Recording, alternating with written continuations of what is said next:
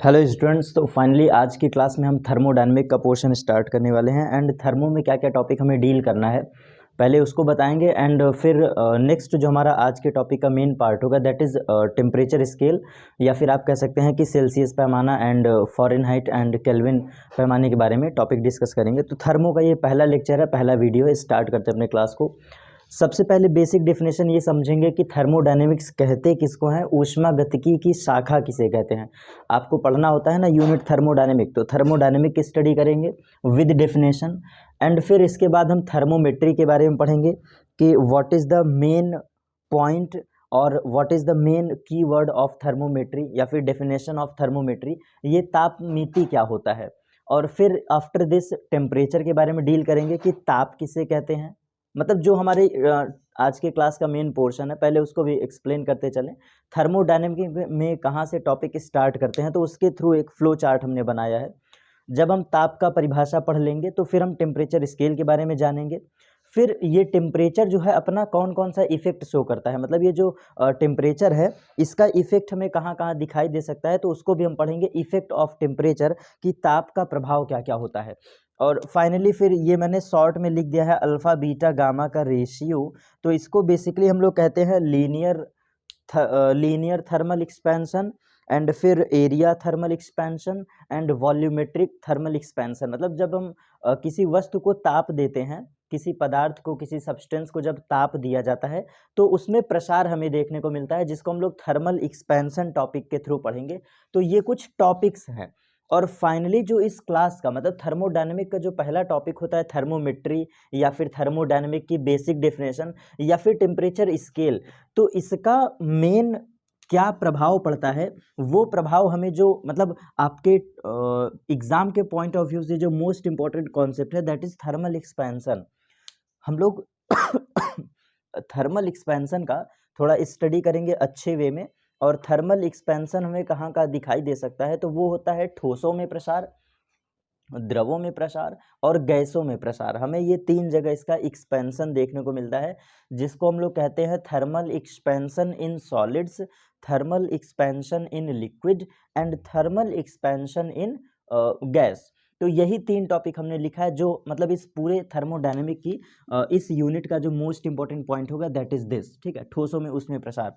और बिल्कुल लास्ट में फिर हम समझेंगे कि टेम्परेचर का इफेक्ट डेंसिटी के साथ क्या होता है, ताप को बढ़ाने से, ताप को घटाने से घनत्व पर क्या प्रभाव पड़ता है, और घनत्व का आयतन के साथ भी हमें प्रभाव पड़ना होगा। तो हम आयतन पर भी प्रभाव पढ़ेंगे कि ताप को बढ़ाने पर आयतन पर क्या प्रभाव पड़ता है, वॉल्यूम पर इफेक्ट।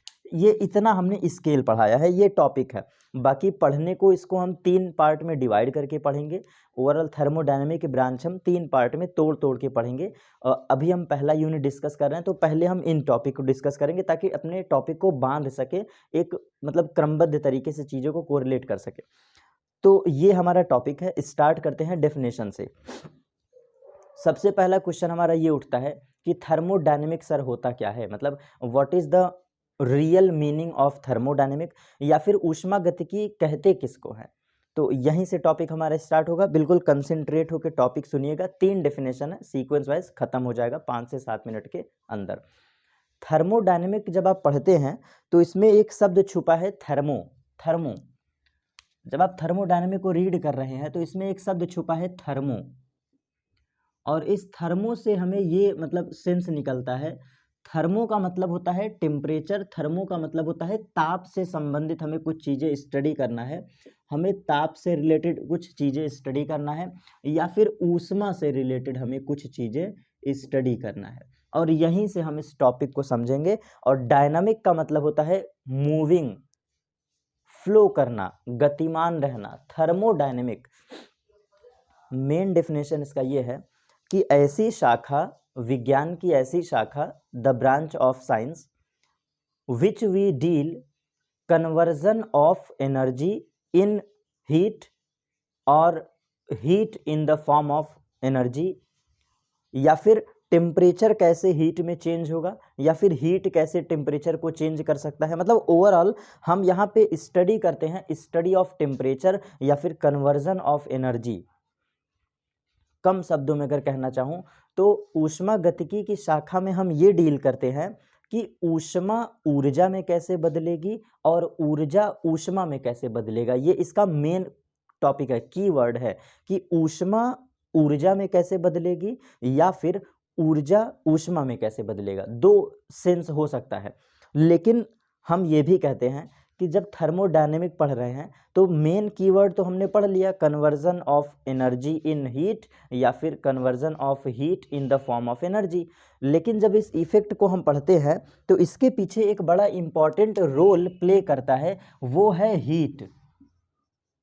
वो हमारा जो इम्पॉर्टेंट चीज़ें रोल करता है वो है ऊष्मा।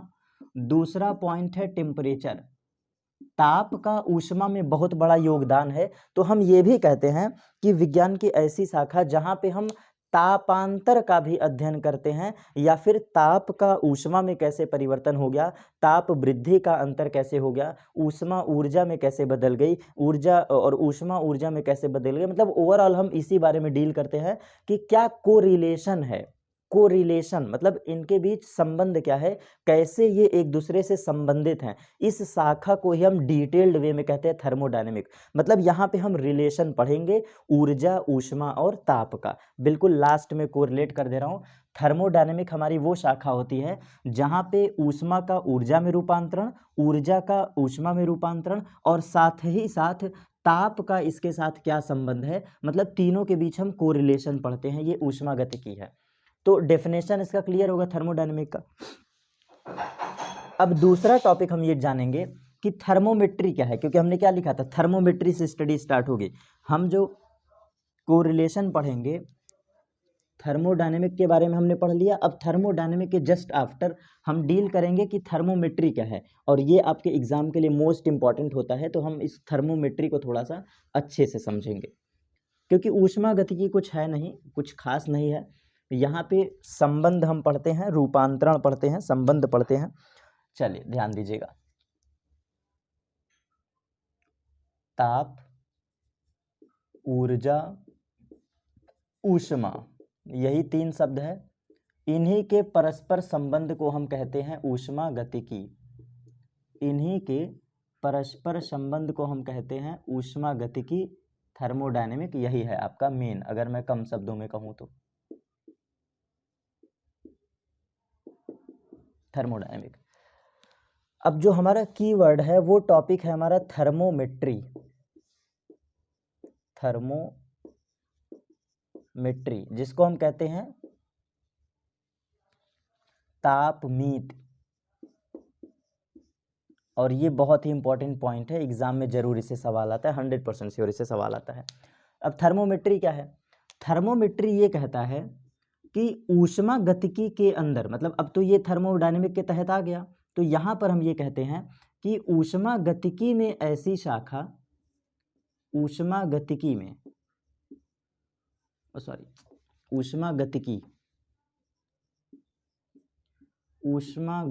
में ऐसी शाखा, क्योंकि ऊष्मागतिकी का भी लेवल पर, जब अपने लेवल पे इसकी स्टडी करेंगे तो ये भी इसकी और ब्रांच टूट जाती है। तो ऊष्मागतिकी में ऐसी शाखा जहां हम ताप के मापन का अध्ययन करते हैं, ताप के मापन का, शॉर्ट में लिख रहा हूं, ताप के मापन का अध्ययन करते हैं, वो शाखा आपकी कहलाती है थर्मोमेट्री। मीन्स ओवरऑल ऐसी शाखा, ऐसा साइंस जहाँ पे हम टेम्परेचर के बारे में डिटेल्ड वे में स्टडी करते हैं, तापमापन का, मतलब ताप के मापन का, मेजरमेंट ऑफ टेम्परेचर, उसको हम कहते हैं थर्मोमेट्री। और थर्मोमेट्री थर्मोडायनेमिक्स की एक ब्रांच है, छोटी ब्रांच है। जैसे एक पहाड़ की तरह एक बहुत ही बड़ा एरिया कवर करता है थर्मोडायनेमिक, तो ये एक पहाड़ की तरह हो गया। और इस पहाड़ में छोटे छोटे पहाड़, छोटे छोटे पत्थर, छोटी छोटी शिलाएं, उसको तरह आप समझ सकते हैं कि एक बड़े चीज का छोटे छोटे टॉपिक में कन्वर्जन हो गया। तो वो छोटा टॉपिक है हमारा थर्मोमेट्री।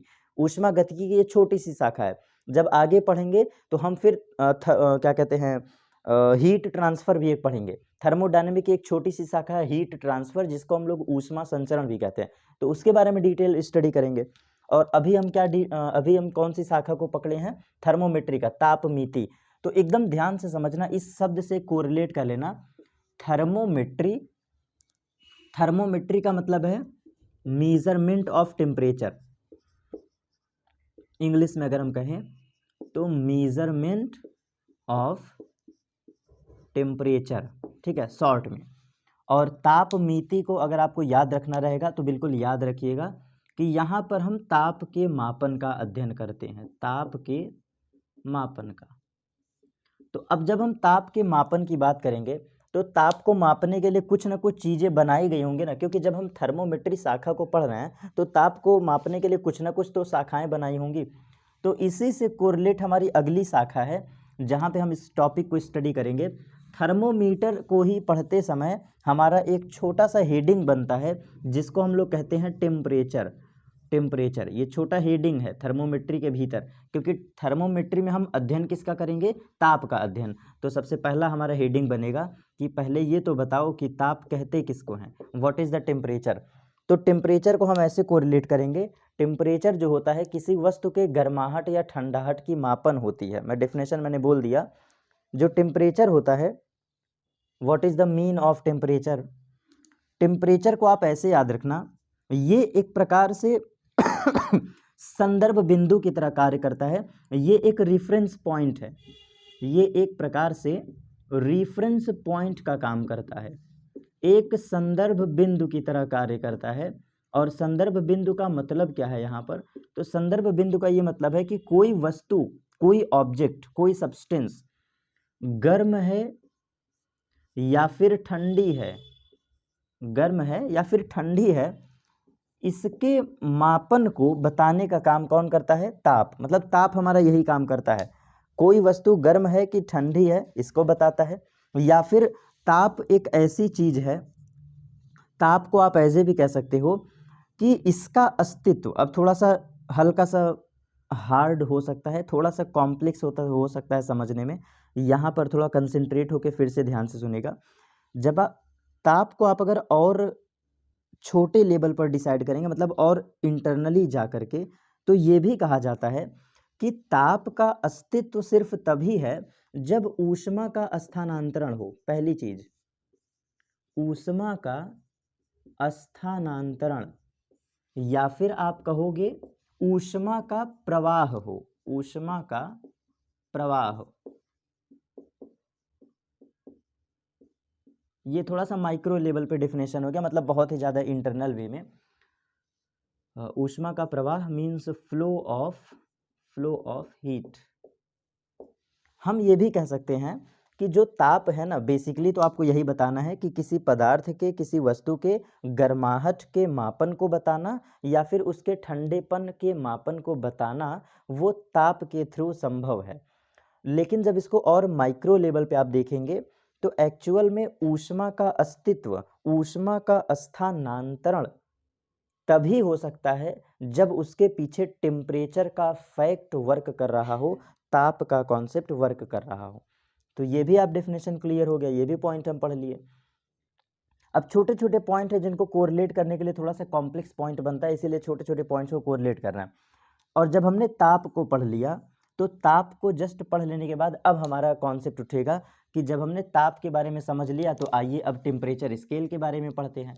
टेम्परेचर स्केल, अब ये क्या करता है, तो भाई टेम्परेचर स्केल जो आपकी होती है, जो टेम्परेचर स्केल है, इस स्केल का काम है ताप को मापने का। टेम्परेचर स्केल का जो काम होता है वो ताप का मापन का कार्य करती है। टेम्परेचर स्केल का जो मेन काम है वो ताप को मापने का है। तो फाइनली हम टॉपिक को कैसे कैसे कोरिलेट किए हैं लास्ट टाइम फिर से बोल देते हैं। सबसे पहले हमने थर्मोडायनेमिक का डेफिनेशन पढ़ा। थर्मोडायनेमिक की एक छोटी सी सब हेडिंग थी थर्मोमेट्री।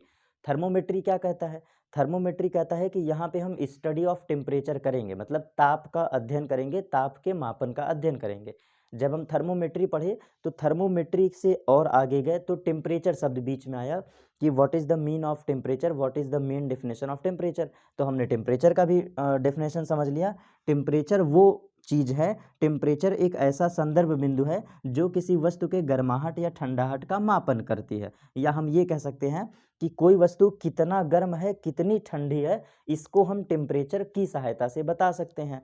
तो ये टेम्परेचर का डेफिनेशन है। और एक्चुअल में टेम्परेचर जो है it is the property of it is the property of physical body. किसी पदार्थ का ये भौतिक गुण होता है। आप इसको लिख लीजिएगा, ये भी पॉइंट। जस्ट ऐसे छोटे छोटे पॉइंट है जो सेल्फ ऑटोमेटिकली कोरिलेट होता है। ये पॉइंट आपसे पूछ सकता है कि टेम्परेचर क्या है, तो ये पदार्थ का भौतिक गुण है, याद रखिएगा। पदार्थ का, इसको हम रासायनिक गुण में नहीं रखते हैं, ये भौतिक गुण है, पदार्थ का भौतिक गुण, प्रॉपर्टी ऑफ अ सब्सटेंस, या फिर physical property of a substance, physical property. इसको स्टार लगा दे रहे हैं, स्टार लगा के इसको नोट कर लीजिएगा, इंपॉर्टेंट कॉन्सेप्ट है। फिजिकल प्रॉपर्टी ऑफ सब्सटेंस, ये भी पॉइंट हमारा क्लियर हो गया। और दूसरी चीज़ आप ये भी कह दीजिएगा कि ताप का अस्तित्व सिर्फ तभी होगा जब ऊष्मा का स्थानांतरण होना चाहिए। अगर स्थानांतरण नहीं होगा तो ताप का अस्तित्व कभी नहीं होगा। तो आप कह सकते हैं कि ऊष्मा के प्रवाह से ताप का अस्तित्व होता है। ये की पॉइंट मैंने नोट डाउन कर लीजिए, लिख लीजिएगा इसको सेम एज इट इज़। अब जब ये पॉइंट हमने पढ़ा तो सबसे लास्ट पॉइंट जहाँ पर हम अभी एट प्रेजेंट हैं वो है टेम्परेचर स्केल। तो टेम्परेचर स्केल क्या करती है, ये ताप का मापन करने का काम करती है। ये जो कि ताप को मापती है, इसका काम क्या है, ताप को माप देना। और कीवर्ड मैं लिख दे रहा हूँ, it defines the magnitude of temperature of a given substance. बहुत ही छोटा छोटा इंपॉर्टेंट पॉइंट है। It defines the magnitude of temperature of a given substance, means ये वस्तु के ताप का परिमाण बताती है। लिख दे रहे हैं यहाँ पे, पदार्थ का ताप का, ये इसको का नहीं के कर दीजिए, पदार्थ के ताप का परिमाण ज्ञात करती है।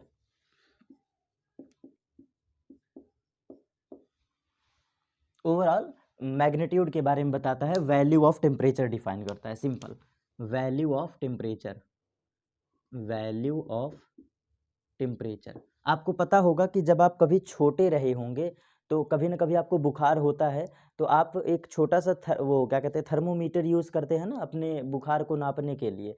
वो एक मेज़रमेंट ही है, उसी को कहते हैं सेल्सियस पैमाना। वो आपके बुखार को सेल्सियस में भी बताता है, फ़ारेनहाइट में भी उसमें लिखा होता है। तो जो आप बचपन में बुखार को नापने के लिए यूज़ करते थे थर्मोमीटर, कुछ उसी तरह ये काम करता है। आपका बुखार कितना है, तो वो मैग्नीट्यूड है ना, वो वैल्यू है, उसी को बताता है कौन, ये टेम्परेचर स्केल। और इसके बाद हम आगे चलते हैं, बस थोड़ा सा जानते रहिए, कीवर्ड इस सब के बारे में बता रहा हूँ। टेम्परेचर स्केल हमारी 3 प्रकार की होती है, याद रखिएगा। टेम्परेचर स्केल करता क्या है बता दिए, ये है क्या ये भी बता दिए। लास्ट पॉइंट याद रखिएगा ताकि नेक्स्ट वीडियो में इस कॉन्सेप्ट को हम डिस्कस करेंगे। तो ये जो ताप का मापन है ना, टेम्परेचर स्केल, ये 3 प्रकार का होता है।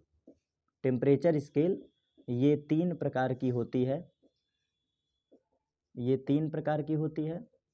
क्या है इनका 3 प्रकार? पहला सेल्सियस पैमाना, सेल्सियस पैमाना। दूसरा है फ़ारेनहाइट पैमाना, फ़ारेनहाइट पैमाना। जब आप इसकी स्पेलिंग लिखते हैं तो ये फ़ारेनहाइट होता है, फ़ारेन, ठीक है। और तीसरा पॉइंट है केल्विन पैमाना, केल्विन पैमाना, जिसको हम लोग केल्विन स्केल कहते हैं। इंग्लिश में नेक्स्ट क्लास पर डिस्कस करेंगे। अभी ऑलरेडी हमारा ये पॉइंट छोटा छोटा पॉइंट है, कोरिलेट करते चलिएगा। तो ये अभी के लिए सफिशिएंट है, इतना ही। नेक्स्ट वीडियो में हम डिटेल्ड वे में यही डिस्कस करेंगे कि टेम्परेचर स्केल का टाइप डिस्कशन होगा, मतलब सेल्सियस पैमाना किसे कहते हैं, फ़ारेनहाइट पैमाना किसे कहते हैं, और केल्विन पैमाना किसे कहते हैं ये डिस्कस करेंगे।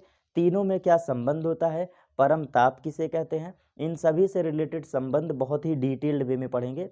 आज की क्लास के लिए सिर्फ इतना ही। एंड हीट का डेफिनेशन जाते जाते बिल्कुल लास्ट में आपको एक पॉइंट और कोरिलेट कर देते हैं, क्योंकि थर्मोडायनेमिक पढ़ रहे हैं तो इसको भी स्टडी करके तब आगे बढ़िएगा। ध्यान से सुनिएगा।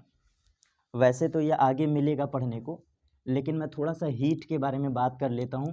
3 टॉपिक है जो बच्चों को बहुत ही ज़्यादा दिक्कत करते हैं। मैं बिल्कुल स्पष्ट करने के लिए कम शब्दों में बिल्कुल टॉपिक को रिलेट करूँगा। किसी किताब से आप पढ़ सकते हैं सेम चीज़ें, और एक सेल्फ समझ क्रिएट करने के लिए ये पॉइंट मैं डिस्कस कर रहा हूँ।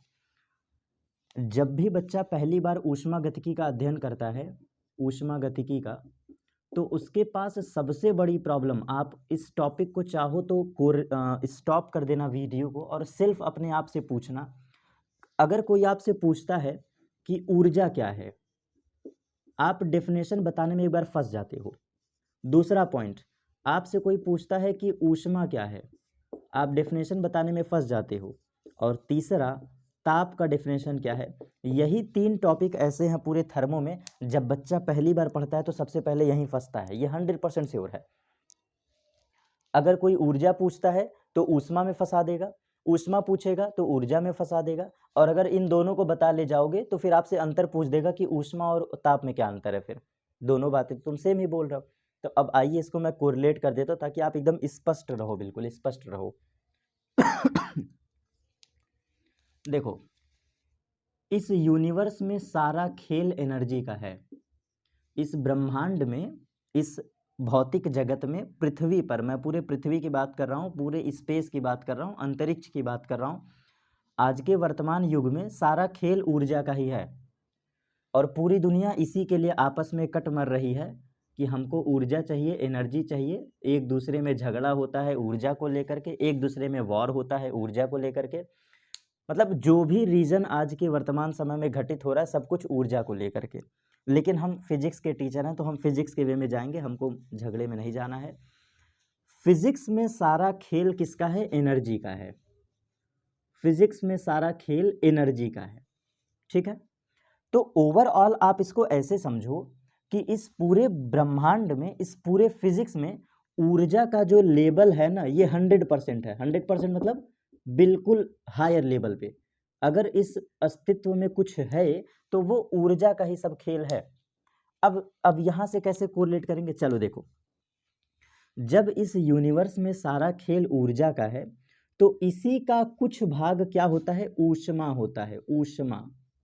अब चीजें समझ में आई। ऊर्जा का कुछ भाग ही ऊष्मा के रूप में रूपांतरित हो जाता है। और आप जब डेफिनेशन बोलते हैं तो वहां पर यही लिखा होता है कि ऊष्मा एक प्रकार की ऊर्जा का टाइप है, या फिर ऊष्मा जो है वो ऊर्जा का एक प्रकार है, टाइप है। ये ऊष्मा क्या है, इसके सामने मैं शॉर्ट में लिख दे रहा हूं। ऊष्मा है क्या, ऊर्जा का प्रकार है। ये एक टाइप ऑफ एनर्जी है। ऊष्मा हमारा क्या है, ये ऊर्जा का एक प्रकार है, ठीक है, जिसका अस्तित्व तापांतर के कारण होता है।